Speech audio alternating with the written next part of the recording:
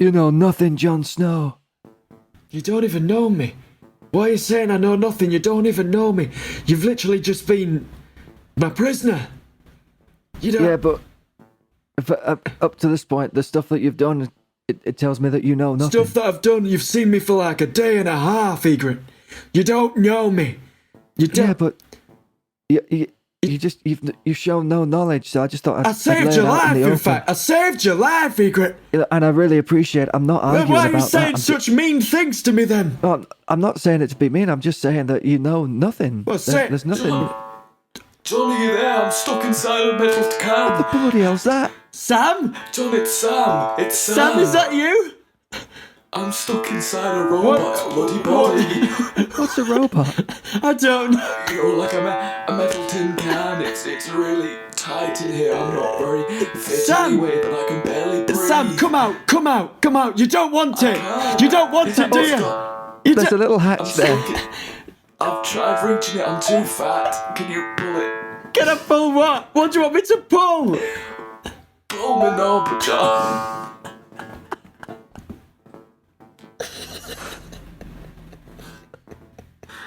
John.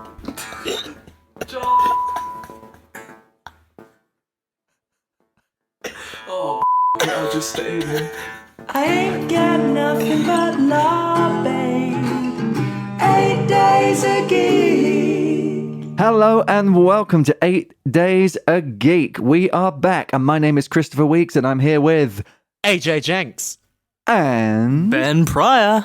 the one, the only, I mean, at the moment he's quite lonely, isn't he? Let's be honest. Yeah, Real I'm shame. really It's tough. lonely. Yeah. But we are back, and we're coming fresh off of our very, very successful Captain America podcast. Boys, wasn't it successful? It was very successful. We've had a pretty good week, haven't we? We have. I mean, Amazing. it's been surprisingly busy for three people who are in isolation, you know, Yeah. and cut off from the rest of the world. But we're back. We're back with a vengeance, and we're back to a season of television which changed the face of what is possible on television. Let's be honest. This is a game-changing season. It's season 2 of Game of Thrones, of course. Absolutely. Before we go anywhere, let me take a moment to say, my God, this is an unbelievable season of TV. I think this season is the most important season in Game of Thrones, in my Yeah. opinion, because this is and in recent TV history. yeah. Well, this is a series where you can tell that they've gone, okay, this show has been successful. We now have the time for pure and utter character development. And let's go deep. And in my opinion, this series is just... Sorry, Briar. Sorry. We're back to normal now, mate. Sorry. Yeah. In my opinion, this season is Tyrion's season. His storyline and his plot arc all the way through this is just amazing. There's just some amazing moments. Go on, Pryor. What do you want to say, eh? Yeah, I was just going to say that we also see a massive difference in production level from season 1 to this season, because now they're going, hey, this is a good one. Let's pump the old money syringe. You are right, and into this. they did talk about it an awful lot as well. Like, obviously, there was a lot of chat about Game of Thrones after the first season, and everyone loved it. But for the second season, they were saying, you know, we know in the book, A Clash of Kings, there's the massive Battle of the Blackwater sequence. We're going to spend the money. It's going to be huge. It's costing a fortune. And they just kept on repeating that. So they really built the hype in that way. I think it's because no one spent money on TV. They'd already invested the money and they felt so bad for it that they thought they had to keep talking about it so people actually watched it. Yeah, maybe that's it. Yeah. They spent all the producers' money. So they were like, oh, we got to justify it. We got to justify it. On the road, boys. It was really a massive, massive change in everything. Really. Yeah. These episodes in season 2 were still less than $1 million an episode.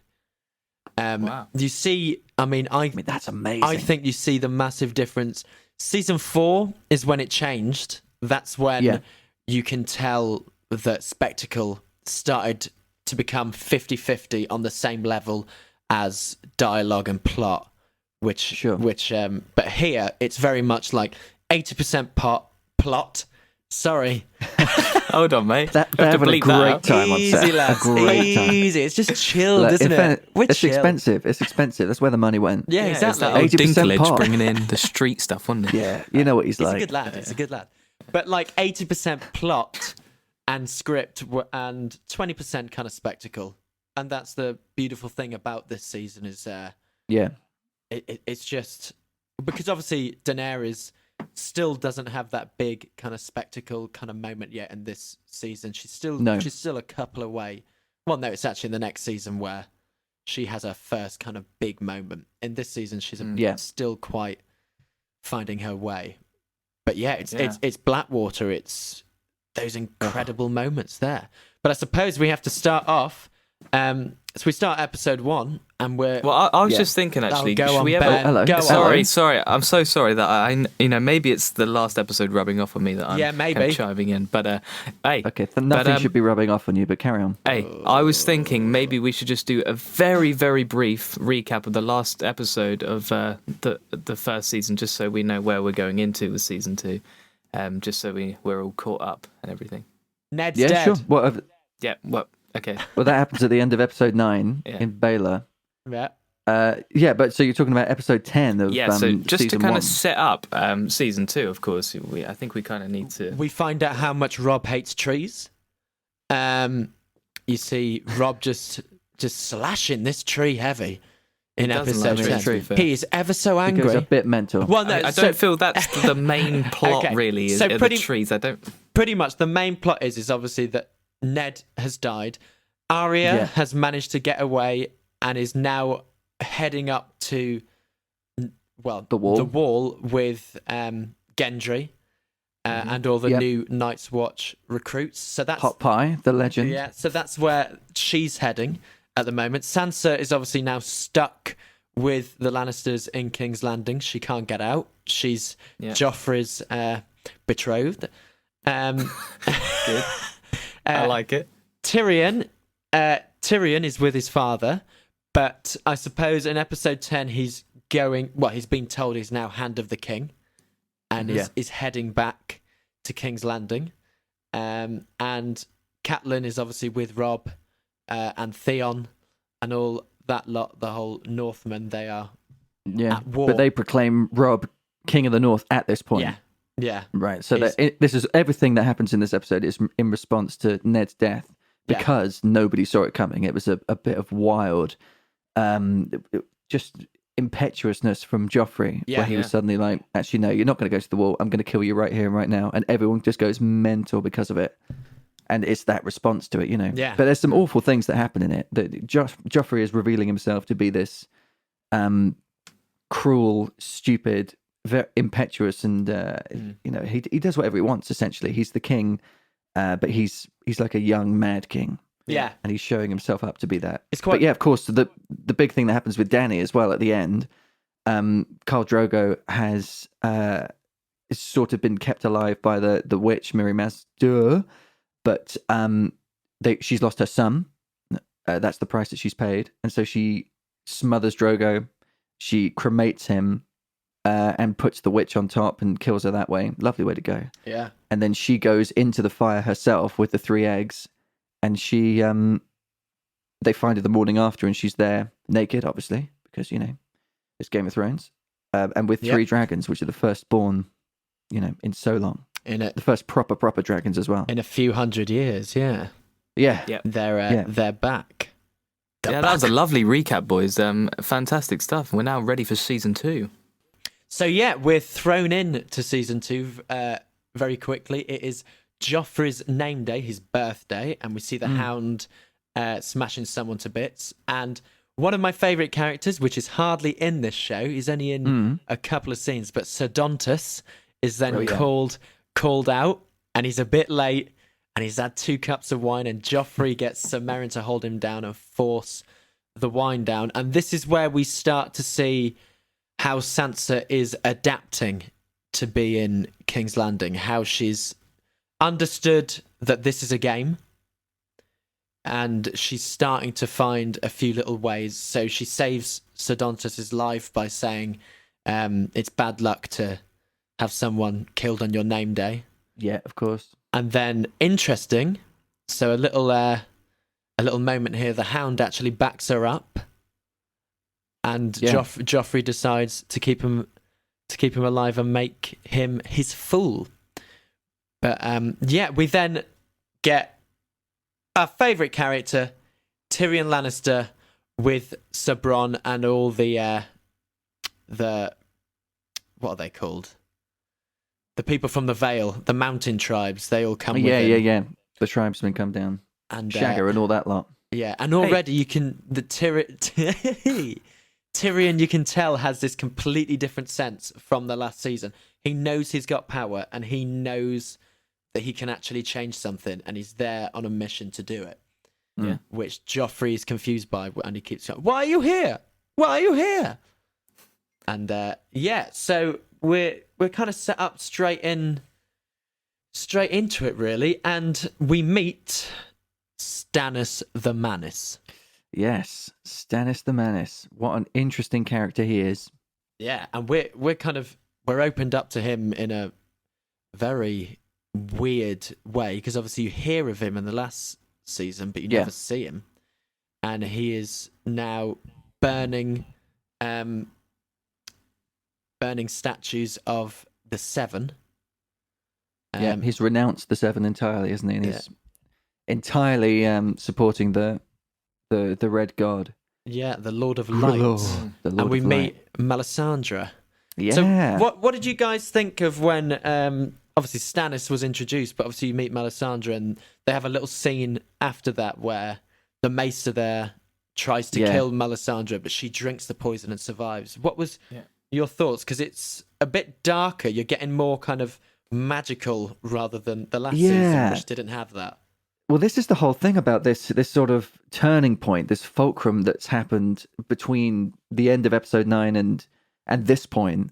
The world has just been turned on its head, because the world was set up, and it seemed like political intrigue and revolution from Dany, and you know they were following that sort of route. And then all of a sudden, when Ned is killed, the dragons are reborn. Magic has suddenly come back into play out of nowhere. The world is completely different.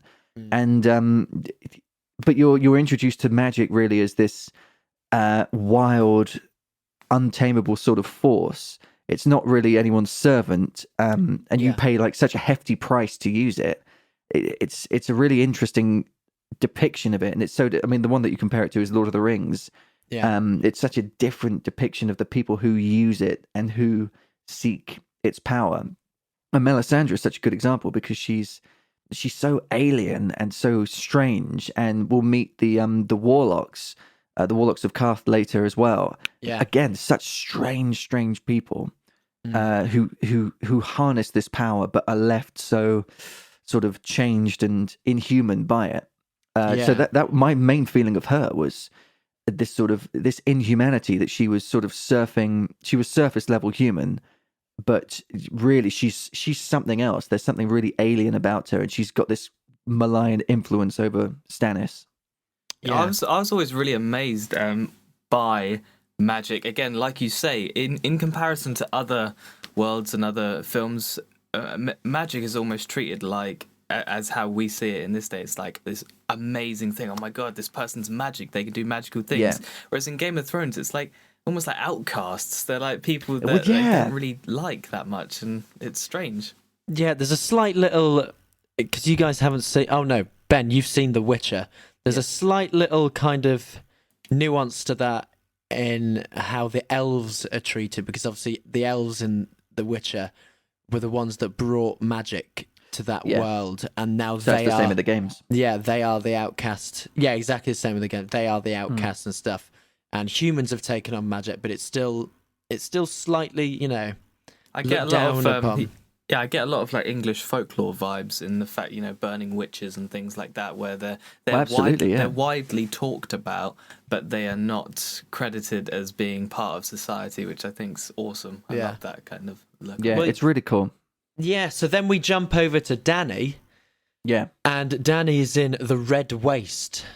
And, you know, we've never been, and I don't think in the whole series, actually, we never go as far east as they are right now. They're in absolute waste, and she sends off 3 of her blood riders to go northeast, southeast, and west to go and see if there's anything there at all. But she realizes her people are dying, that it's all Because obviously, I mean, we didn't really know what was going to happen. She's just got 3 dragons in the last episode. So what does that mean? You'd think, oh, okay, well, she's going to be all powerful straight away. But no, this is all about Dany's struggle now. Yeah. To become what she wants to be. And yeah, eventually in the next couple of episodes, she actually makes it to a place called Karth and meets the 13.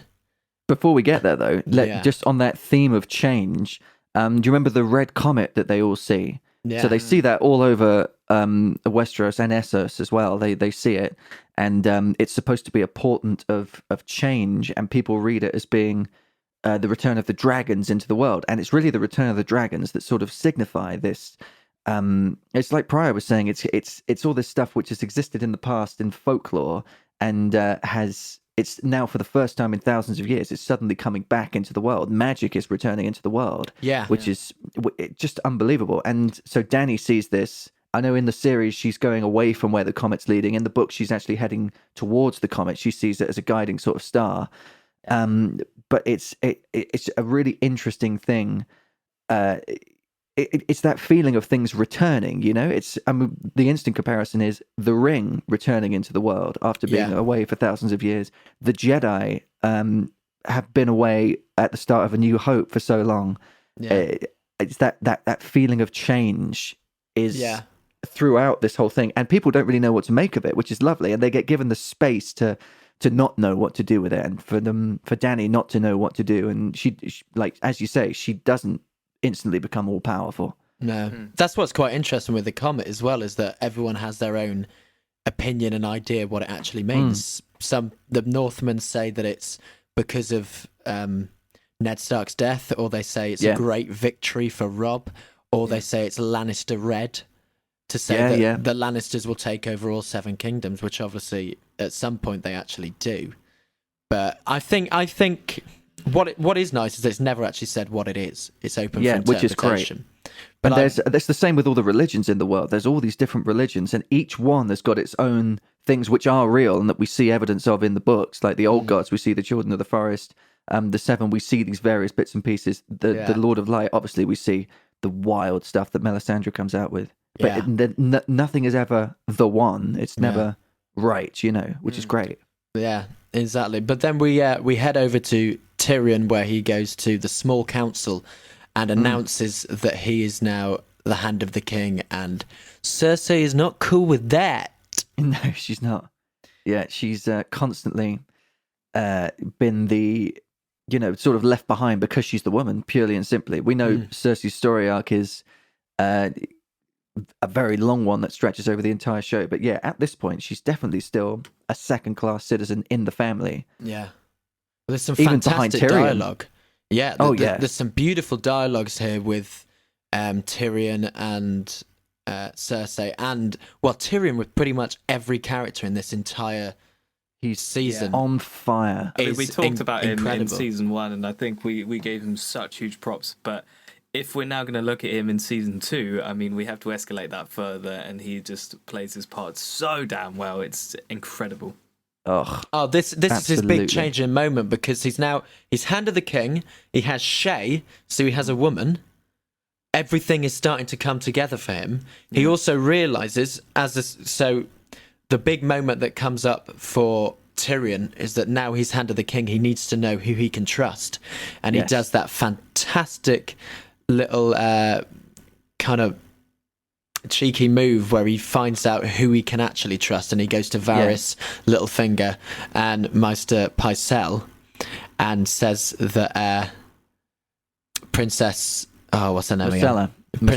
Princess Marcella will be marrying 3 different people, and just to see who will tell Cersei, he says 3 different people, and then he finds out it's actually Maester Pycelle that actually is the one that isn't to be trusted, and then it's Julian Glover. Yeah, it's Julian. He's sneaky. He was. We've seen him in Indiana Jones. Yeah, exactly. We've seen him in Return of the Jedi. How was that second Death Star? We shall double our efforts. Exactly. Yeah, we heard it all before, mate. We've heard it all before. Hey, we did that skit. He's right. We did do that skit. Cheers, Ben. That was back when we had jobs. Back when we had jobs. Do you remember when we used to have those long silences when we were together, and now you're doing it again, and I'm not even there? We did that in the last pod. But it's still doing the podcast, though. Did we do long silence last time? I don't Actually, think we in did. fairness, you filled most of the silences. So. Yeah, I was on Exactly. a roll. I mean, there was no stopping me. Possibly one of the reasons why it's the best podcast ever. But anyway, we'll go back on track with Game of Thrones. I mean, it's still not at the level of Game of Thrones season 1, though. Or is it? Is it? Give it time. Let the people decide. Is it Chris? Has it still got? I mean, the people will decide. What, do you want me to look it up right now? This is No, a just democracy. look it up. But if it's, don't say what the actual numbers are. Just say if it's less or more than Game of Thrones season 1. Currently, it's still less than season 1. Only just. Go on, suck on that, Ben. Only just. It is only just though. Yeah. Oh, is it? Is it close? It's very close. Yeah, everyone. See? Oh, I hate that. I hate that good. with such a passion. It's great. But anyway, let's move on. Anyway, where were we? Let's see what Jon Snow is doing, because Jon Yeah, go Snow, on. obviously, we didn't mention in the last episode. Mormont has said we are going to go north and find out exactly what's going on. Yeah. Because Jon's uncle has gone missing. So they take out in force. They take 400 Night's Watchmen, and they go up north. And we meet an interesting character. We meet Craster. Thoughts on Craster, boys? He's a monster, isn't he? He's a an absolute monster. He's a monster. He's sacrificing his children to the White Walkers in as a parlay. It's parlay. Possibly the most disgusting dude in the world. I mean, it is horrendous. Look, yeah. Cersei, after everything else, she still loved her kid. Yeah. Craster sacrificed them off, and he's shagging his daughters to make more. Do you remember that cabin? The cabin where and they all kind of have bunk beds, and it's just a sight to see around that campfire. All of his real children. Fritzl stuff, isn't it? Let's be honest. It's Game of Thrones stuff, is what it is. Well, this is a Game great of Thrones Fritzl. This is the thing. We now find. Well, I mean, obviously, like I said, this season is for the characters' plots, and we get to flesh out the characters. You get to see Jon is already noticing something's up. The first line that he says pretty much is, "What happens to the sons?" Well, if he marries his daughters, where's the sons? Yeah. It's like, oh, Jon. He doesn't want them. I know how he feels. He doesn't want the sons. Go on, James, do it. You are my daughter. I don't want the sons. But yeah, and then him and Craster already in this it's the first episode still, they come to a head. Oh, yeah, absolutely. When he says, "We're not Southerners." "Who's this pretty one? You're prettier than half my daughters." I would say the next line, but you'd have to beep it out. Yeah, there's quite a lot of that I've discovered. Yeah. And I know how hard it is for you to edit this right now, so I'm not gonna make life even harder right now. He's but a generous chap, isn't he? We see Jon and we see Sam for the first time meet Gilly. Yeah, which is absolutely probably. I thought it was one of the most interesting story arcs is Sam's at this point, because he's really starting to we see a much better look at him, his character, and how he deals with certain situations, especially troubling situations, which is and great. he's completely out of his comfort zone. I mean, he was out of his comfort zone before, but at least he wasn't in the wild surrounded by mythical creatures from the past. Zone? I don't know what his comfort zone is. Bed. It's in a lovely warm castle with a lovely big plate of food, I think. But it's varying degrees, isn't it? Castle Black wasn't great, but this is far worse. But and then we see. So we obviously have to move on from the first episode, but as we go on through that, we're still at Craster's. But we now see that Jon follows Craster into the woods, and there we see a white take the baby, and Jon sees this, and then Craster finds him, and they are kicked out. And there's this really interesting scene. This is where we get to, because obviously in the first season you think Mormont is this pure goodness, humble, honest character, and then this little moment where Mormont takes him outside and pretty much admits that he knows what Craster does and says we all have to make sacrifices. Yeah. Which is why I love this season, because they just open up the characters. not every character is good in Game of Thrones. They all have different moments, different flaws, and you can have your own personal opinion. I mean, and then they're kicked out of Craster, and they have to ride on. Yeah. But, it's another hammering home of the state of the Night's Watch in the world and how they're sort of perceived. Because Craster is living north of the Wall. He's essentially he's a wildling, even though he doesn't live the same way as they do. But he's got no fear of the Night's Watch, really.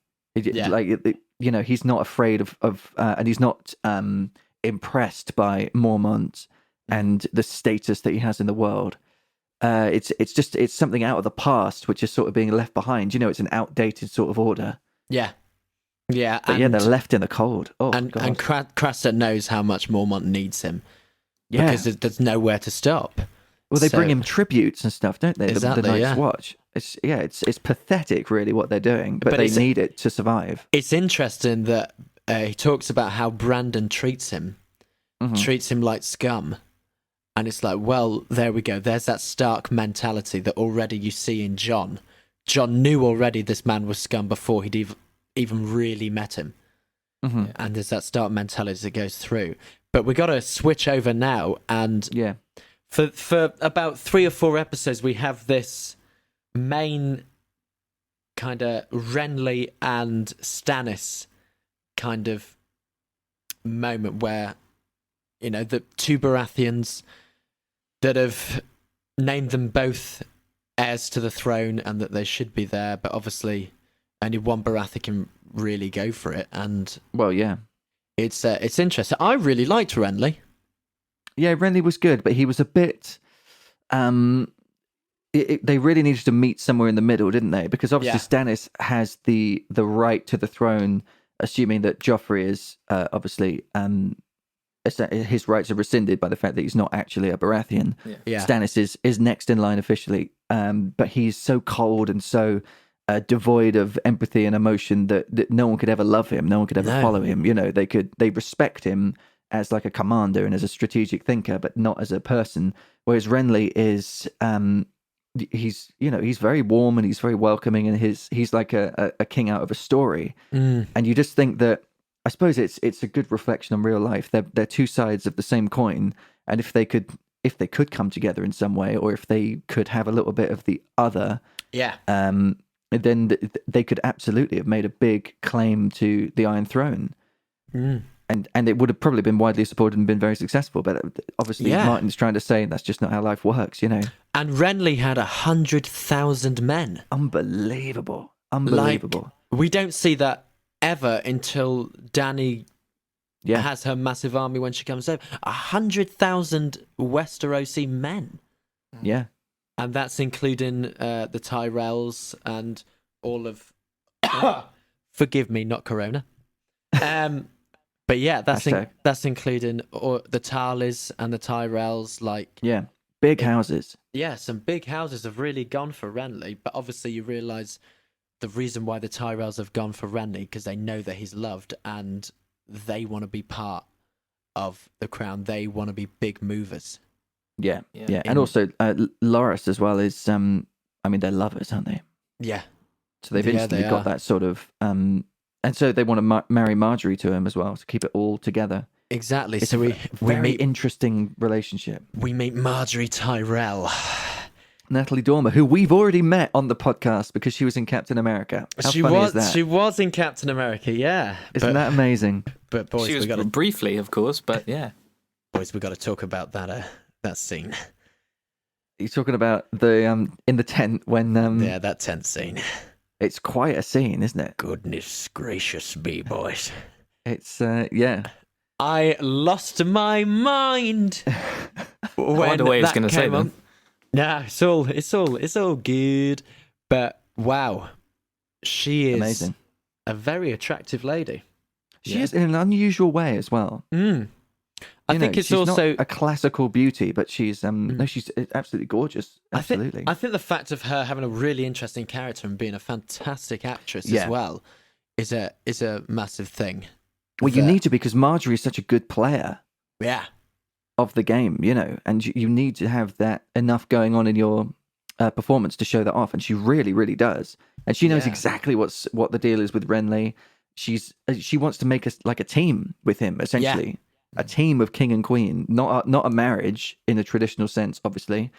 And it all makes perfect sense. In fact, all of Renly's storyline, you're like, yeah, great, okay, this sort of makes sense, you know. Yeah. I know you're not strictly in line for the throne, but we could overlook that. It'll be all right. I mean, Robert took the throne from the Mad King, so you know, why not take the throne yourself? Yeah. But then Renly is tragically killed by a ghost of Stannis Baratheon. Here's that wild magic again. Yeah, so Marjorie gives birth to this. No, Melisandre. That'd be interesting. That'd be quite a twist. Melisandre gives birth in this cave to to this absolute demon monster. Yeah. Yeah. An awful thing. I mean, Pryor, what did you think of that when you saw that, eh? I bet you were a bit scared. Yeah, I thought it was Butch. He's referring to a drummer friend of ours who he employs regularly and who was in the Buddy Holly story. He doesn't even listen to this. I asked him yesterday. He doesn't. Really? Yeah, he doesn't do it on purpose. He doesn't listen to this. Well, we can say what we like about him, then we can go as hard as we want. Go on, boys. Well, that's true. Him. Attack him. I don't want to do that. He's a nice boy. Oh God. I live with him. Oh yeah, that's true. See. Not at the moment though. Not at the moment. No, I'm completely alone in the world. He left you high and dry. How do you feel about that? Well, we're talking about Game of Thrones right now. Yeah, sorry. Sorry. This is the story of equal intrigue. Let's not go into my... But anyway, Renly is dead. No, let's talk. We need to talk about the moment of birth, because I think in this season, and possibly across the whole, except for the dragons coming back, this is the first big instance of something completely supernatural happening, right? Yeah. Yes. Like, it's a huge instance. We've seen a bit of the White Walkers, we've seen the dragons being born, but she gives birth to this spirit creature, which then assassinates another major character and again turns the world on its head. Yeah. It's huge, huge stuff. This assassination is pretty much the setup now for the last part of the season. It is, absolutely, because now it's just Stannis. Well, yeah, Stannis takes Renly's army and ships and just prepares now for the Battle of Blackwater Bay. That's his... Yeah. And that's it, really. So this is it. This is a very... Yeah, you're right. It's a monumentous moment again, but it's coming from that Season 2 dark magic place. Yeah, and it's really... I really like how you combine the words monumental and momentous there to make monumentous. That's excellent. It's good. That should be an 8 Days a Geek thing. That's monumentous, mate. That's really good. But yeah, so it really follows on from what I was saying about Renly being perfectly poised, right? He's got the super team of him, Loras, and Marjorie. He's got all the men in the world. He's got all the charm. He's got the courts. He's like a king out of the stories. And nothing could stop him except for something that exists outside of the world. It's just a really interesting thing that is a moment where something from the outside reaches in and turns the board on its head when it looks like he's got all the winning pieces, you know? Yeah, I find that so interesting. It's as we will learn as we go through Game of Thrones, this is what Game of Thrones does. Yeah, famously. It will always be honest and just be like, okay, well, this isn't going to happen. It looks too easy, and the world and life isn't that easy. Yeah. And it changed the TV world because a lot of shows started doing the same thing. There was a period during, do you remember when Stephen Moffat was in charge of Doctor Who? And he would put posts and things on Twitter talking about things, and they would set up these season-long arcs, and he would lie about things. And it became a thing that Moffat would lie. And it comes from this, because the show is essentially setting you up, and then it pulls the rug from under you. Yeah. Every show has tried to copy it since. That's how sort of monumental it was. It's a shame Moffat can't... Monumentous. Sorry, Jenks. It's a shame Moffat can't really write that well. But yeah, absolutely, I agree. Look, Moffat tempered with Russell T Davies is tremendous. Oh yeah, but he's on his own. He's no Russell T Davies, let's be honest. He's a risker. He's a risky one. He is a risk one. But so pretty much Stannis is set up. So yeah, the next time we need to come back to Stannis is the big one. But amazing. we've got these little underlining stories which won't really affect us until the end. Obviously, we've got Theon that goes back to see his father and sister. Yeah. And realizes that they don't really care about him, and they say, you either choose the Starks or us. him being, obviously, he's had a very interesting life as Theon. A very confused person. He doesn't know if it's a Stark or whoever. So he chooses his family, then becomes an Ironborn, and then is told to take a ship to, is it the Stony Shore? Yeah, that's and raid the villages there. He gets one ship, doesn't he? Yeah. When Yara is obviously in charge of all of the ships, except for this one ship which he gets given, which is just a kick in the face. It's a really interesting thing when you think about identity in Game of Thrones, right? Really, really interesting, because Daenerys was a Targaryen. She still is, but she's a Khaleesi, so she's really part of the Dothraki tribe now. Like that, she identifies as that in a big way. Joffrey identifies as a Baratheon, but he's actually a Lannister. Interesting. Theon, we thought he was a Stark. He's actually a Greyjoy, and he's really torn between the two. And then he makes a bold decision, which, I mean, it really turns out to be the wrong decision. He goes with these monstrous people, it must be said.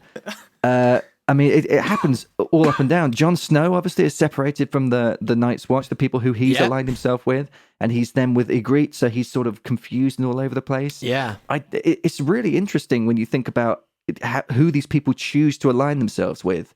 Yeah. And, I mean, the Starks are always talking about, and the Lannisters talk about it as well, that blood and family come first.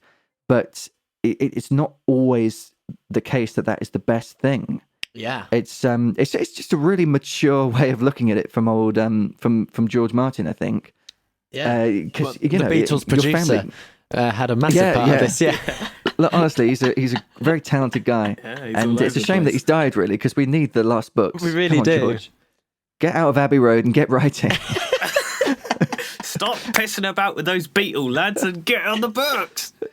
Ridiculous. But yeah, I've never really thought about it that deep, but you're absolutely right. It is. It's funny, isn't it? Game of Thrones is all about identity, especially in this season.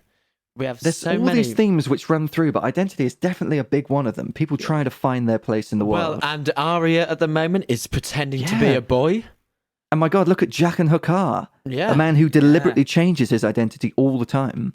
Exactly. And that is his identity, that he doesn't have one. So let's go to Arya. So Arya... Yeah, come on. The Gold Cloaks have come all the way up to find...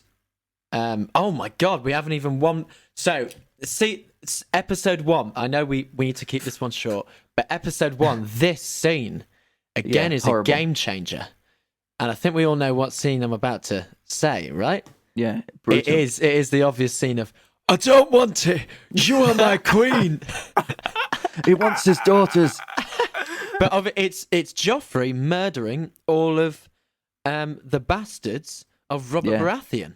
And this montage scene that we see of... Again... It's Meryn Trant again, isn't it? Yeah. It's showing... Meryn Trant who goes into the brothel. Mm. Awful. Well, no, it's not Meryn Trant that goes into the brothel. It's... what's the name? The head of... the City Watch. What's his name again? Oh. City Watch that goes there. Oh, okay. Yeah. See, when you said montage, I just had visions of like an 80s film, like cop show, like Rocky. Like Rocky. So I think montage might not be the right word for what. We have all these scenes. It's Janos Slint. We have all these scenes that come together in very fast pace, and we go to very different places very quickly with the score over. And it's got a jaunty score. It's a montage, you're right. You made me look like a right. Go on. Twat. I'm not beeping it out. Yes, you are, mate. You bloody well are. Oh, that's two now. Goodness me. It's all Ben. But yeah, so we get to Arya. The city guard have come up and they've told because of Gendry. Because of Gendry, because they want the last bastard. And then Lannister forces come up and just kill everyone and take Arry, who's Arya, Gendry, Hot Pie, and I think that's pretty much all they take. That's all they get out of them, and then they are sent to Harrenhal. Yeah, very interesting place. Has some massive backstory. obviously it was burnt down by the dragons and stuff, so it's been completely melted away. And when it was actually built, it was meant to withstand 1 million men. Amazing. 1 million what men. I thought. All the armies in Westeros wouldn't be able to get inside, but they never thought about dragons. Well, no one did. That's the thing. Again, it's someone. It's the same thing of someone. Yeah. Someone having all the pieces, as in old Harren, who was in his hall, you thought he was as safe as anything. All of a sudden, the dragons come in. All the rules change. Yeah. And what an unbelievable thing. He originally wanted the dragons to help him, and I forgot which Targaryen was actually the first Targaryen and his sisters that came over. Aegon the Conqueror. Is it Aegon? Yeah. Yeah. He actually asked Aegon to come with him and help him take over and defeat his enemies around Harrenhal. Right. And then Aegon actually decided, no, I'm going to send ravens to everyone and say that I will now be the king of all 7 kingdoms, and this will be a new thing. And then he landed in King's Landing and then took over and destroyed Harrenhal. So when we go into this scene, it's an incredible place, but it's been decimated. Yeah, absolutely. It's a barren wasteland. No, it's just a ruin, isn't it? Essentially, this massive ruin. Yeah, and this is where we're introduced to our dear friend, Jaqen H'ghar, the Faceless Man. We don't know who he is at this point, but he refers to himself as a man. Yeah. Which is great. This is when the character is actually interesting. Yeah. Yeah, well, it's an interesting one, his arc and the differences between this and the books. But at this point, he's fascinating. Really, really interesting. And he takes on, so Arya saves his life and he then pretends to be, takes on the faces of different Lannister soldiers.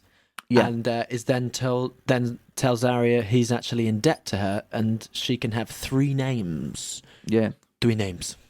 And also, at the same time, we're getting some incredible moments between Tywin and Arya.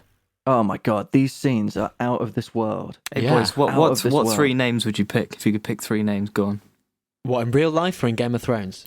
No, you're given the same choice. You got to take three names quicker. I would have said Joffrey, Tywin, and Daenerys.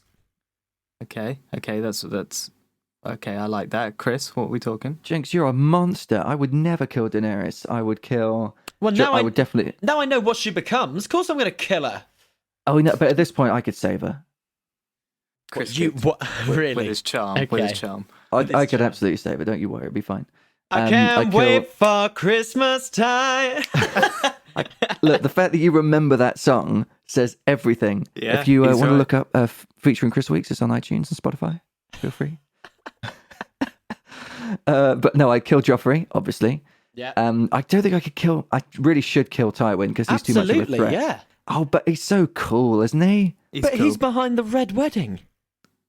Yeah. Oh, okay, right. So I'd kill Walder Frey. Yeah, definitely. And no, I'm going to leave Tywin. Leave me. I'll capture him and we'll just have really cool chats. And I'm going to kill Craster. You're going to kill Craster, but he doesn't have any major change to the plot. He's a monster. Oh, Chris. Right, Ben, what would you do? I wouldn't kill anyone, mate. It's not in my blood. God, I hate him. I cannot deal with you. You are a girl has 3 names. I'm not a murderer. Waste. But yeah, and then Jaqen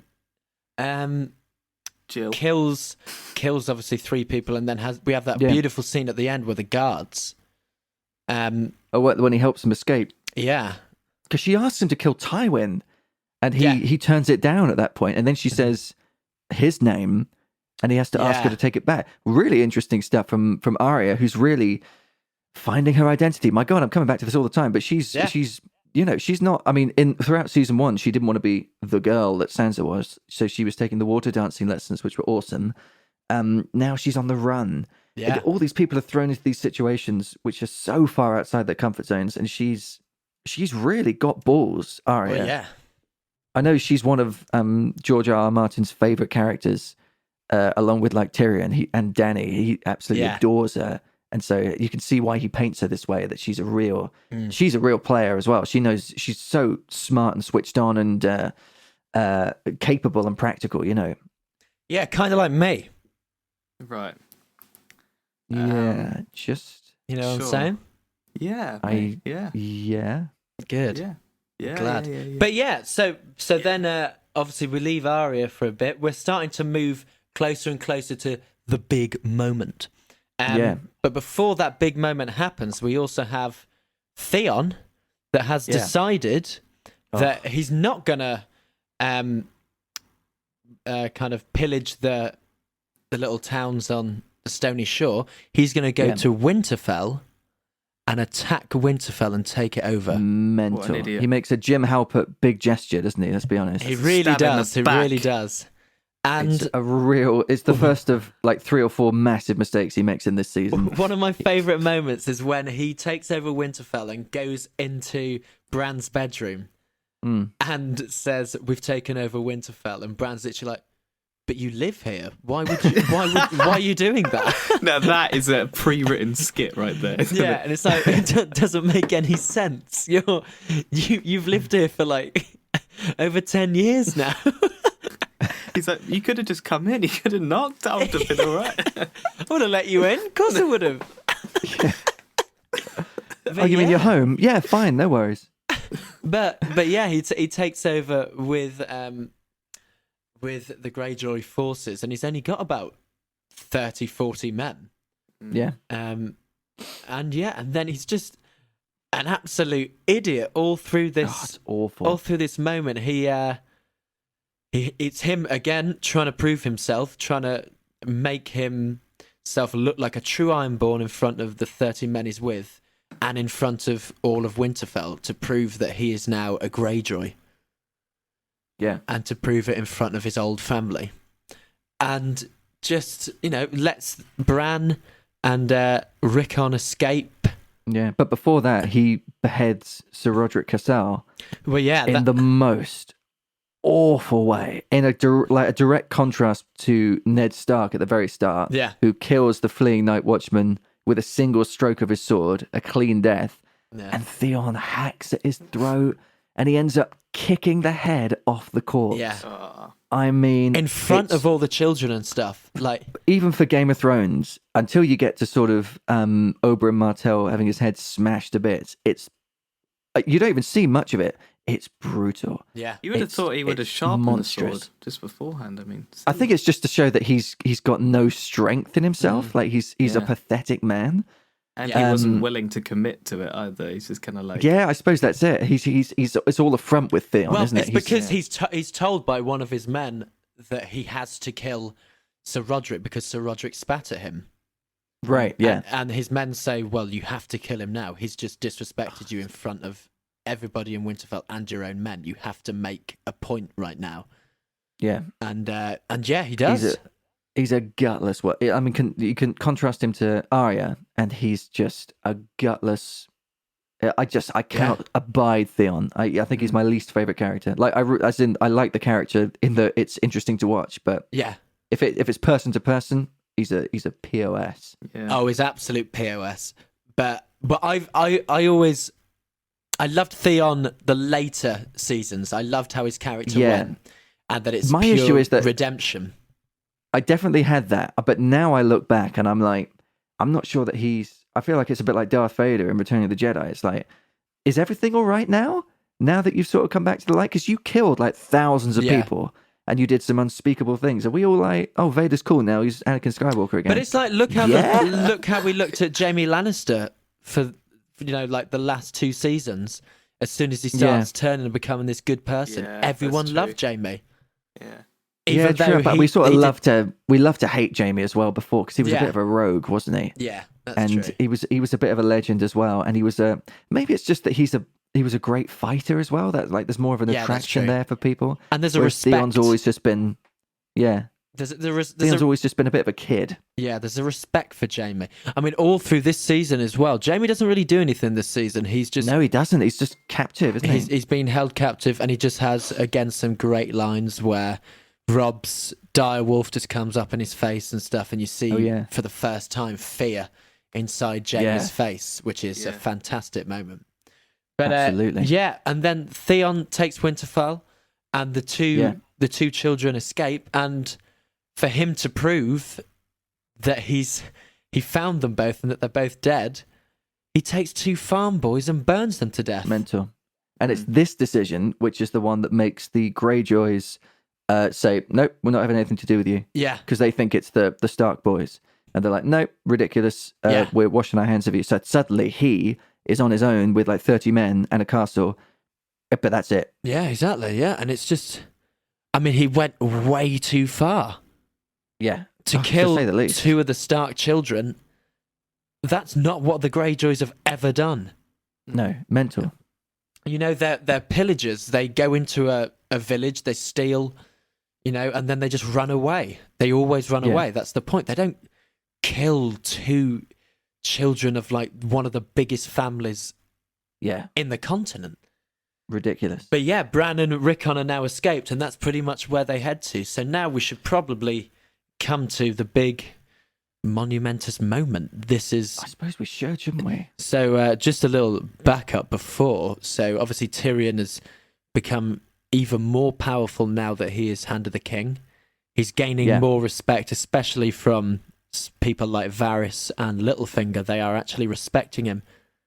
Absolutely. In his position. And he finds out that the plan for Blackwater was wildfire, but finds out that they were actually going to catapult it out, which him and Bronn decide not to do.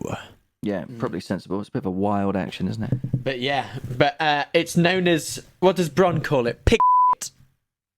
Oh, yeah. This is not pig. Our order does not concern ourselves in pig. Right, that's at least 3 bleeps. Yeah, that's great. Cheers, Shanks. You can't. Oh, you don't need to do that. That's a direct quote. Yeah, but this show swears all the time. Oh, that's true. So what? I mean, this episode, this episode. I mean, boys, please, someone else talk, because this is a big one, and I will just go on this. So. Okay, so let's talk about this episode as a whole. So episode 9. So we'd had Baylor in series 1 as episode 9. It was the big episode of the season, but entirely for story reasons in that case, right? Yeah. Ned Stark being beheaded was unbelievable. A show had never done it before on TV. Season 2, episode 9, the Battle of Blackwater. Or it's just called Blackwater, isn't it? Yeah. For one thing, George R.R. Martin wrote the screenplay for this, which is awesome. So cool that the creator of the whole thing is doing that. Although if he could stop doing that and actually finish the books, that'd be great. Please. So that's really cool. They've been talking about it non-stop, about how expensive it had been. They've been pouring the money in. They knew that they'd skipped the battle in season 1, and they'd done a sort of a cheap thing just because they didn't have the budget. And everyone was like, yeah, fair enough. No TV show has the budget to do a fantasy battle like Helm's Deep. Yeah. Season 2, episode 9. Oh my good God. The action sequences are out of this world. The CGI is tremendous. But still the character development is unbelievable. So Joffrey being there on the front lines, and Tyrion being there, and Bronn and the Hound. Cersei's there as well, behind with Sansa, and they're all getting smashed. And she's at the point of killing herself and Tommen. Oh, I mean, that is unbelievable. She has the poison at his lips, and she says, "What she say? I'll take care of you, my love. I promise you." And she's about to pour it. Luckily, Tywin comes in. I say luckily. I mean, I don't want Tommen to die because he's actually a good character. But Cersei, oh my good God, they are on the brink of a precipice, and they just managed to escape. But this episode is world-changing, monumental, epic in all the right senses. And it changed the face of TV. Yeah. I think it's not an overstatement to say that it changed television completely. Definitely, because The Witcher wouldn't have happened if not for this. Yeah. Anything that has a big budget in TV, which is a lot of things that like Netflix are doing. HBO's been doing it for yonks, but even for them, this was a stretch. It stems from this moment in 2012, was it? It came out? Yeah. It's unbelievable. Unbelievable stuff. That's what I think. Well, that was big for weeks. Look, honestly, it cannot be overstated. You left us both pretty speechless there. I'm not going to lie. That was big. Prior, what do you think, eh? I loved it, mate. Great. it's out of this world. Yeah, Tell I you mean, I'll go You one can't further. talk it down. It was monumentous. It was monumentous. what I love about this episode is that it is Tyrion's episode, and it's Tyrion. It's Tyrion that, you know, in the last season, in the first episode we met, where it's just this drunken guy that loves to go to brothels. He's now Hand of the King, in charge of the defense of King's Landing. He has he has Shay. Varys actually respects him, understands him. Even Joffrey has a slight bit of respect for him in this. Even the Hound actually listens to him. All the men listen to him when he tells them to go around the site. Like, his plan again, and he's up against Stannis Baratheon, who is respected as one of the key strategists. Oh yeah, like one of the greatest soldiers that the world has ever seen. Yeah. And it's him versus Tyrion. Essentially, we know Joffrey is the figurehead, but Joffrey's a lunatic and a mess. It's all about Tyrion versus Stannis, brains versus cold sort of brute force and strength. And it's the stakes of it. The stakes of this episode, because Stannis should win. And again, it's this weird concoction by the pyromancers. It's something from outside the regular world. It's like the dragons. It's that finishes it, because, you know, in the same way that Renly was killed by the shadow, Stannis is defeated by Tyrion's brilliance and also by the wildfire. It's unbelievable. Yeah. But yeah, it's definitely Tyrion's thing. Can I read you, because I've got it here, Tyrion's speech to the men? Oh yes. So this is it. Okay, so they Do it in Joffrey's his voice. run away. Do it I in his can't do voice. his voice. He's got such a hard voice to do. Yeah. Because he's sort of got a bit of the Let's Jamie. go kill them. It's sort of half English, half sort of Swedish, Norwegian, sort of, because he gets that from Nikolai Coster-Waldau as well. Yeah. They sort of got the same sort of hybrid accent. But no, he says, so Joffrey has run away, and everyone is going, well, if the king's gone, why the hell should we not? And he says, I won't read you the swears, but he says, don't fight for your king, and don't fight for his kingdoms. Don't fight for honor, don't fight for glory, don't fight for riches, because you won't get any. This is your city, Stannis means to sack. That's your gate he's ramming. If he gets in, it'll be your houses he burns, your gold he steals, your women he'll rape. Those are brave men knocking at our door. Let's go kill them. Brilliant. Unbelievable. It's fantastic writing. I mean, my God. And it's not ever what you'd expect from Tyrion, but it's a clever speech as well. It's like it's Tyrion knows exactly what he's doing. He's such a good player of the game, but in this moment, he's a warrior as well. Yeah. Oh my God! Honestly, I could rave about this episode, because is it the best single episode of TV ever? I don't know. It's up there. It's definitely up there. It was a massive power move. Yeah, it's just quality. It's like the end of The Mandalorian. It's like the final episode of that. It's just quality. They don't skip a beat. Every line is perfect. Every performance is spot on. The direction's unbelievable. The graphics are unbelievable. There's a great interview with Peter Dinklage where he talks about why Game of Thrones was so big and why he loved being a part of it. Is that it's very much 90% character, 10% dragons. Right. Which I loved. And in other words, back then it was 10% CGI, 90% character. Sure. So when you get something like Battle of the Blackwater and you see the wildfire explode, you react so big because you know all these characters now, because you've delved so deep into their lives already. You know exactly what's going on. And you're just like, wow, where has this come from? This is going to change everything. Yeah, that's it. And you're so invested in them because you know them so well. It's like when you see Cersei, who you think of as this cool, smirking person who doesn't really show emotion. She's getting smashed and she's about to kill her own children. You know the stakes are so incredibly high and everything is on a knife edge. And it's unbelievable. And even the Hound, like when the fire starts, obviously the Hound has got this awful fear of fire because of what happened to him in his youth. And so he I mean, I won't say the line because it's full of swears, but he abandons Joffrey and he offers to save Sansa as well, which is, you know, great in a horrible way, but he does offer to save her. And he runs for it. And he's like, nope, this isn't worth it. I'm gone. Yeah. Amazing. And that's the Hound. And then we have these beautiful little scenes with Cersei where she's with all the ladies and she's doing these fantastic monologues and duologues aimed at Sansa and stuff, and you just see that she knows she knows just what she has to do as a lady, but it isn't really what she wants to do. She wishes that she had more power, but she knows it's weird. Her character at this point is, I mean, it's like you said, she's slightly starting to give up. And that's why she opts for the poison. Yeah. And yeah, exactly. And then that massive explosion. What did you boys think of the explosion? Brilliant. Out of this Brilliant world. TV. Amazing. Out of this world. And it's otherworldly. I've got a quote here actually from George R. R. Martin talking about the wildfire itself, right? And he says he wanted it to be partly Greek fire, which was actually a secret weapon that the Byzantines used in their navy. So that's sort of based on history. He loves all the fascinating bits of history. Yeah. Partly nitroglycerin, partly napalm, and more than a little bit of magic. Amazing. So he wanted it to be spectacular, you know, and he wrote the script for it, so he would have put down exactly what he wants in it. I'd love to see the shooting script for this. It'd be fascinating. Yeah. But that they were able to pull it off so convincingly and so terrifyingly. Yeah. That people were being cooked.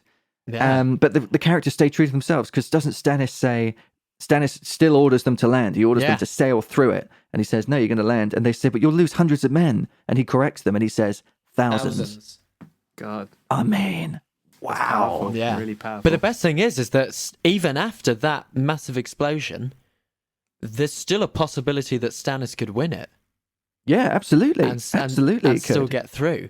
But what I mean, he's going to win it. What I love, which is the irony, is that Stannis gets beaten by magic when he's the one that started now supporting dark magic, pretty much. Yeah. But it's been foretold in the flames, hasn't it? Yeah, but because of Sir Davos that says, do not bring Melisandre with us, he doesn't bring her, and they lose to magic. Yeah. Which is... Yeah, you wonder what would have happened. Yeah, exactly. What would have gone down? Would Melisandre do something like she did in the Battle for Winterfell, where she, set all the swords on fire, or do some sort of thing just to give Stannis the edge? Do a lot. Yeah. I'm sure, but she would have had some sort of sixth sense, maybe, something like that. Yeah. But and then they win. The Tyrells and Tywin turn up with the Lannister army. Yeah. And smash through the door. Yeah, just in time. Yeah. And that's it. And Tywin is hailed as the hero. Yeah, Tywin's hailed as the hero. And is it in... I don't know if it's in episode 10 where Tyrion wakes up, or is it... Because obviously Tyrion gets sliced in the face by... Is it by Sir Meryn Trant? I think it is, you know. Yeah. He's a real scumbag. My God, it's full of them. But then... I think it must be episode 10 when he wakes up and he finds out what's happened. Yeah, and then you realise, okay, well...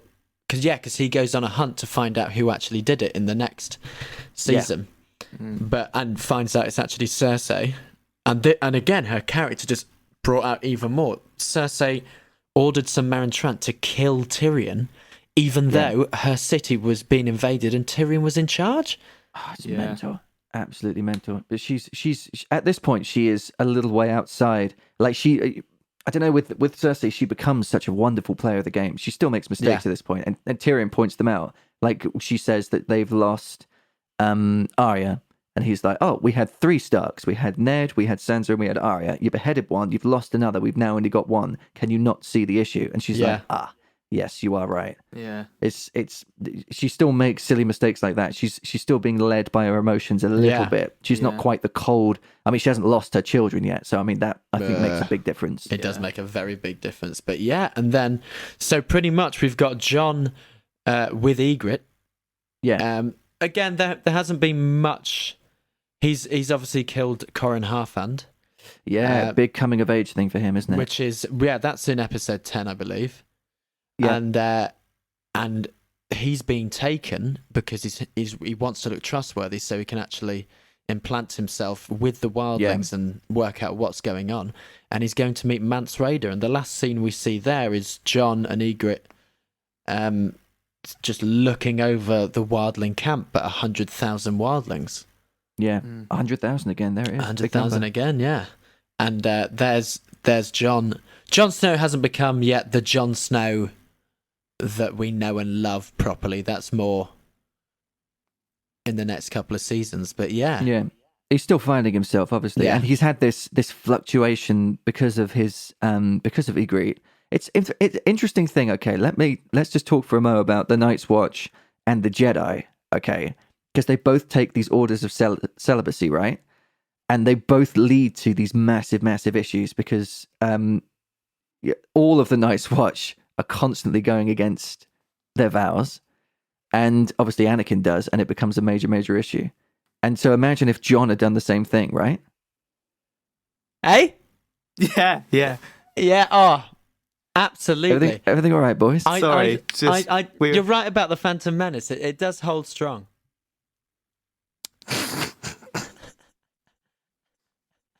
So me and Ben were just watching each other vape. Yeah. Anyway. Yeah. It was. I don't know what we were doing. It got weird. Sorry. That's a nightmare situation. I do agree with you. And there's even a line in the season before where Sam is trying to understand why there is celibacy in the Night's Watch. He goes, "What difference does that make?" You know, and he even says, "I know some of the higher in command are going for a little bit of a sally on the side." Absolutely, yeah, stuff. They do. And it's interesting why the love of a woman has to be taken out of this. And it's such a big deal for Jon because he's completely aligned to the Night's Watch. Then he meets Ygritte, and all of a sudden he's torn. And we see by the end of the season that we think that he's back because, like, Corrin essentially sacrifices himself to make that point and to give Jon the credibility. Yeah. But he says, doesn't he say when he stabs him, "We are the Watchers on the wall"? Yeah.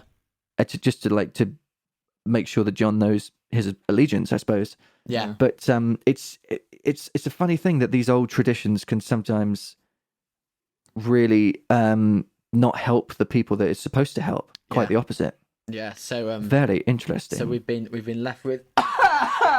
We've been left with. You're right. Yeah, I'm good. We've been left with Jon on the way there. Theon has been knocked out on the floor of Winterfell. Arya has escaped and is walking with Hot Pie and Gendry. They're going off somewhere. And yeah, the Battle of Blackwater is over and the Tyrells have been, thanked and stuff like that. It's very clever from the Tyrells to come and save. Absolutely, yeah. Save them, obviously, because of what happened with Renly. But yeah, that's mainly our season, and it's just we've got two more things to talk about. Go on. Big things. So let's just talk quickly because this is one of my favorite moments from the season. Do you remember with Sam at the end when he's north of the wall, and there's a single blast, and there's a second blast, and then for the first time in thousands of years, there's a third blast of the Night's Watch horn. I still get scared at this moment.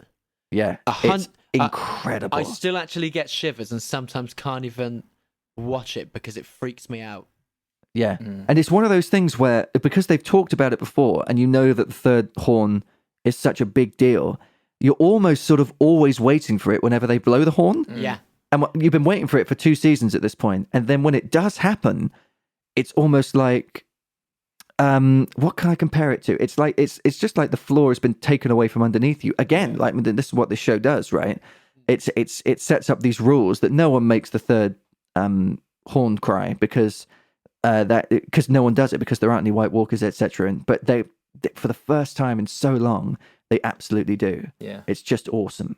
Yeah, and so that's a huge moment. The White Walkers and they walk past Sam. Yeah, always wondered why they did that. I don't know if that was a little bit of plot armor or I don't. Yeah, I'm not sure. Is it just that they knew what they were doing? Like they got bigger fish to fry than this one person. Yeah, maybe. Yeah, but then again, you never see the White Walkers act like that ever again. Well, no, you don't. I always wondered about that. And also, they come for Sam. Like in season 4, they come for him after he escapes Craster with Gilly. A White actually comes for him, so I don't understand why. Yeah, I never really got it. That's been left. So it's interesting to find a flaw in this season. Yeah, assuming there isn't an explanation, but I've never actually been able to, never come across one. Certainly. Yeah, I don't fully understand it. That's a massive moment. But let's talk about. We haven't talked about the end of Dany's season, really. So she finds her way into Karth, She tries to barter for ships. Where are my dragons? I want my dragons. Look, I love Emilia Clarke. It's not her finest moment of acting. No, this season isn't fantastic to Emilia Clarke. No, she definitely gets better and better as it goes along. Yeah. And she does a fair bit of Emma Watson eyebrow acting. Oh, that's so true. Don't you think? Yeah. It's difficult for Emilia Clarke because she's got such thick eyebrows. Like, they're so expressive that she can't help but use them. But so she barters for the ships, then she heads back. And Pryor, you've got very good eyebrows as well. Thanks, mate. Thanks. Just showing off his eyebrows right now. No, I didn't. Chris just decided to compliment me on his own. He's doing it because he hasn't done any research to this, so he's just trying to get to us and trying to annoy us because he doesn't know. Look at him. He's put the mic. He's eating the microphone. He's just desperate to get to Iron Man, aren't you? You make me sick, Briar. You make me sick. You got a long wait, mate. Don't want it. You can't just say things that Jenks says. Oh, sorry. Oh no, that's my thing. Oh, yeah, sorry. Shocking. Sorry. But to catch Pryor Positively shocking. To catch Pryor up, she's been bartering for ships. The Spice King has been like, no, because you've got, it's a bad investment on my part. I'm not going to do it. She goes back to Zado Zoan Doxos' house, finds that the dragons have been nicked, everyone's been murdered, and then they discover that the dragons have been taken to the House of the Undying by the. Did you notice this casting? I've only ever seen this guy in one other thing, and it was in the werewolf episode of Doctor Who. Yep, where he plays the priest, the lead monk, the kung fu priest. Yeah, yeah. The lead monk, absolutely, in the orange robes. Yeah. He's the weirdest looking guy. He's perfect casting for this. I don't like but his face. I've never seen him before or since. No, I suppose you're not supposed to, are you? He's got like a beak for a nose. Yeah. Scary looking guy. But he is a warlock. Yeah. And he talks about the fact that their magic is coming back because of the dragons. It's all linked together, which is why they're taking the dragons, because they want the dragons so that they can keep their power, and they want Dany to be with the dragons because the dragons are the strongest when she's with them. Yeah. And so it's like a chain of power, essentially. They want to have their power at maximum at all times. And they've been around for yonks, and they've become sort of a myth and a legend. Their power's diminished, much like the Jedi, with the dark side lurking. Yeah. And all of a sudden it's back, and it's like a drug for them, you know. And again, I said it earlier, I think he's an example of magic really influencing you in a bad way, you know. Like, he's got these extra powers. Dude, he's so extra. And he... What was that? Did you not like that? Bad. That's what people say. Bad. Just bad. Just bad. Bad. So Brian needs to say now. That's a crushing review, isn't it? He's done the least research ever. He doesn't even use full sentences now. He just goes, bad. Move on. He's a bad man. You're a bad man. But yeah, you're right. Magic, again, has a negative effect on our storyline. Yeah, absolutely. But in the end, the dragons, again, beat all the other magic. They are the ace up the sleeve, because Dracarys deals with him. But, I mean, do you remember her vision that she has in the House of the Undying? Yeah, I mean... Where she's with a famous shot of the Iron Throne all covered in snow. Yeah. And she sees Khal Drogo again, lovely Jason Momoa. And their son... Oh, he's fabulous, isn't he? And it's him and his son. And this is a deviation from the books, because she didn't see them in the books in this vision. But I think it's a lovely inclusion, because this is her sacrifice, isn't it, really? She essentially, she literally did kill Khal Drogo after he was brought back to life. The first time to save his life, she killed their son, although it wasn't her, but she made the decision that killed their son. These are the things that she sacrifices in order to become a ruler and to get closer to her power source. And everyone makes these sacrifices all across the season, but it's really hammered home at this point that these are Dany's sacrifices, the love of her life and her child. Yeah, absolutely. Fascinating stuff. And it's and then Dany pretty much takes over, because all the 13 have been killed because the warlock sliced all their throats. And yeah, lovely guy. This is when we start to see that they take all the gold, they take all the riches, and they leave Zaro, and you can say his name, I can't say his name. Zaro Zoadaxos. They leave him and one of Dany's she took the eggs, didn't she? Yeah, one of Dany's little handmaidens, and puts him in a safe. Yeah, amazing. Which in a Valyrian safe. I always think it's like, that's brutal. That's pretty heavy. You know what that reminds me of? Johnny English. Just Johnny English? No, yes. I wish it did. Pascal Sauvage. No, it reminds me of. There's a lot of Doctor Who parallels here, but do you remember in the David Tennant episode where he becomes a human? Oh, and I know what you're going to say. He leaves one of them trapped, alive, but like fixed in a. Are they fixed in a mirror or something? Yeah, they're in a mirror. So they're forced to just exist, but they can't interact with the world. And it's that same sort of thing, but they don't kill them. It's that punishment where they just leave them.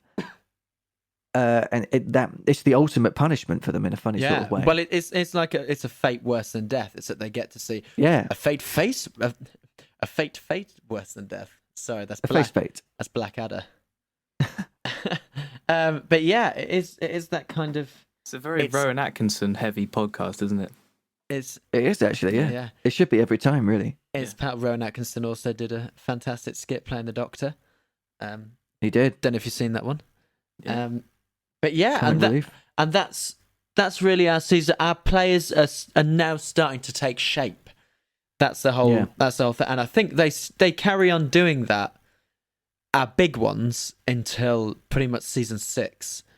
But this is where they first start moving and learning what they are going to be, and you're getting hints of like what Arya's going to be. You're getting hints of what Joe Snow. Oh, Joe Snow. That's Butcher's cameo. Joe, you okay? I'm Joe Snow. I'm a bastard from Winterfell. You guys can laugh as much as you want, boys. Sorry, but the gain is really low on my mic. I was hooting. Oh, fair enough. But yeah, and that's our season. That's Game of Thrones season 2. Thank you, Ben, for all your input. Hey, listen, mate. Really anytime. Good, mate. Yeah, I was thinking before. Anything you want to share? Yeah, I do actually. Before we start, well, let me go on. Before we start. Right. Before we started this podcast, we had a little bit of gain testing. I thought, looking back, what was the point of me testing the gain on my mic? I haven't used it. That's a fair point. To be fair, I do it mostly to annoy you, so I can go 1 2 1 1 2. You're right. That is very annoying. Yeah, it is very annoying. But what a season! Yeah, unbelievable. Pride, let me ask you a quick question. Course, be honest. Mate, yeah, when you asked us to do the recap at the start of the pod, was that because you couldn't remember?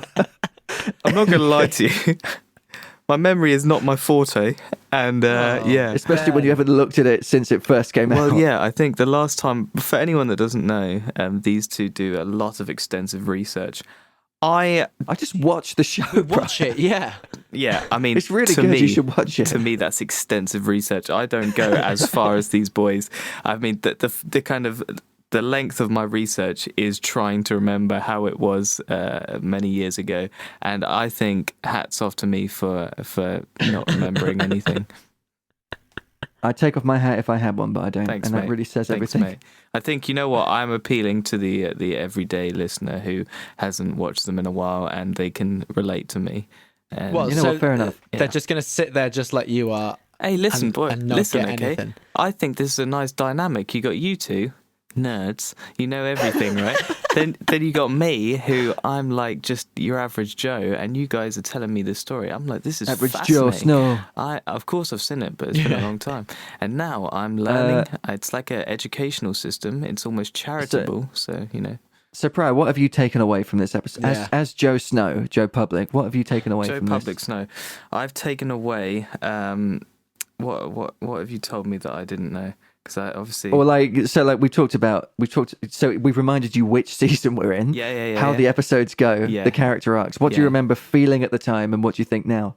Oh, okay. Well, I watched Game of Thrones back to back, and so what? Did you really didn't watch it when it was coming out? No, I didn't. No, not at all. Oh my god! Yeah. Okay. No, so I was. You might have said that before. I don't remember that. Yeah, I think we did. I don't know whether we did, but I was a fairly late comer to it, and I watched them all back to back. Now, that sounds good on the front of it, but what you get is a very quick telling of the story when it's not meant to be told that quickly. Yeah. And okay. Yeah, it's interesting. Yeah, I feel that struggled to digest it as much as the average person who had time to reflect after every episode, whereas I kind of just went through. And so a lot of the episodes to these big series that we talk about, especially ones that I've watched quickly, kind of blend into one, and I struggled to differentiate between each episode.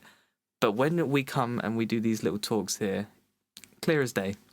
Well, that's great news, isn't it? But just to be clear, what you're saying is that, while you are an average Joe, you are a very specific type of average Joe.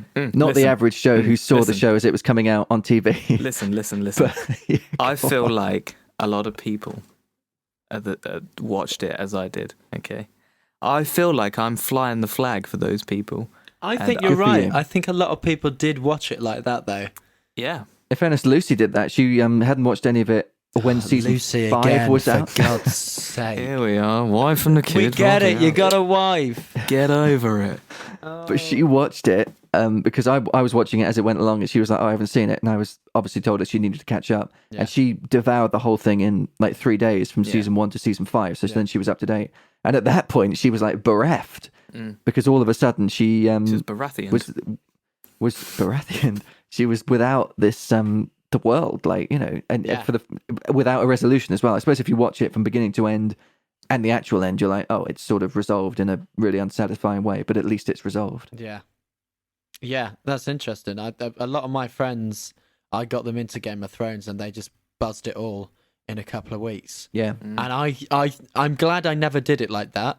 I only did season 1. I did season 1 in 2 days, and then from season 2 onwards, I was just waiting every week. Yeah. Because I remember waiting every week for Game of Thrones and The Walking Dead back when it was good. Right. Okay. And that's what I used to do back in the days. And the US Office as well. Yeah. There were a few things like that. Yeah. There were films like that as well for me. It was every year for Lord of the Rings. Yeah. But 2001 to 2003, Christmas was great because a Lord of the Rings film was coming out. I think the main interesting thing is how different people can digest these programs so differently now because of the media formats that we have. We have this instant watching, instant gratification of watching online, and you do definitely take a different approach to watching it. You're more casual, you're more laid back. You don't necessarily, in my experience anyway, I remember being younger and watching series on TV when they came out once a week, and it was like you paid such close attention to every detail because you wanted every minute to last forever because it was really another week. Whereas this is like, I can watch all these episodes from now, just press play, sit back, you're getting your can of Coke or whatever smoking, whatever you're doing, and then you end up missing some details. Real insight into Prior's life. Yeah, you miss some details that are so vital because of how relaxed watching media is now for us. Yeah, maybe you're right, actually. And is this the first show that was binged? I think it was the first. Lost was very bingey. Yeah. Breaking Bad was very bingey. Yeah, Breaking Bad was. Yeah. But I think was Breaking Bad about the same time as early Game of Thrones. It must have been around the same time. It was around the same. I think it was finishing up when Game of Thrones had started. Right. Okay. But That's a lovely handover. I think this was the massive one. This was the ultimate binge-worthy thing that kind of brought that out to people, and that's probably why there's been such a big influence on Now TV, Amazon Prime, Netflix, all these servers, now Disney Plus, all these servers coming out, giving everything to everyone. But you say that, but an interesting one is The Mandalorian, where they didn't do that. Yeah. Now, which was a great decision. When choice. It comes to The Mandalorian, as you know, sometimes we watched it together when we were on tour, and every week it was kind of like you couldn't wait for Saturday to come around because you knew you were going to get another episode, and you paid such close attention to every detail. Exactly. Whereas, do you remember? You were absolutely right, Prior. With Breaking Bad, as we're on the topic, I mean, again, that was another binge-worthy thing that we could watch, as most people actually watched it in quick succession. Yeah. And seasons become blurred. They become you just remember seasons as a whole rather than individual episodes because you just press play and it goes through the whole thing, Absolutely. I think that's the difference between the two, which is quite fascinating. Well, ladies and gentlemen, you are right. Thank you very much for listening. We should probably we should nail it down now because we're again we've gone over our hour mark. But ladies and gentlemen, thank you very much for listening. I've been AJ Jenks, and I'm here with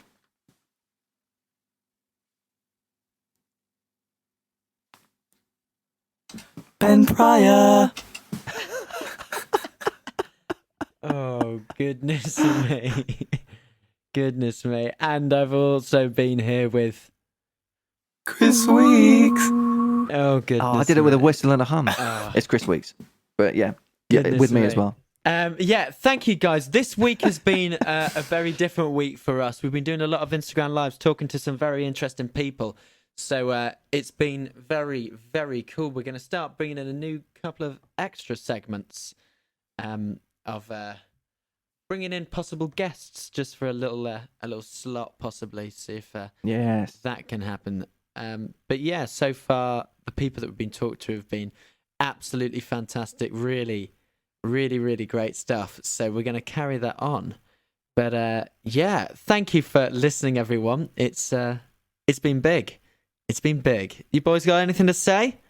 Yeah, I'll just say, like you, thanks everyone for listening, and do remember to subscribe to Apple Podcasts or Spotify, or if you're listening on YouTube, to our channel there, or any of the other podcast providers. Also, we never really asked this. Leave us a little review. Oh yeah, lovely to get a few reviews on there, wouldn't it? Yeah, to see what people actually. I've still got. Sorry, I still have my harmony on. Sorry, boys. Are we on Google Plus? Are we on Google for the review system? Unbelievable. Sorry. He sounds like a 1970s like Doctor Who villain. He does. The same level of technology. I don't want it.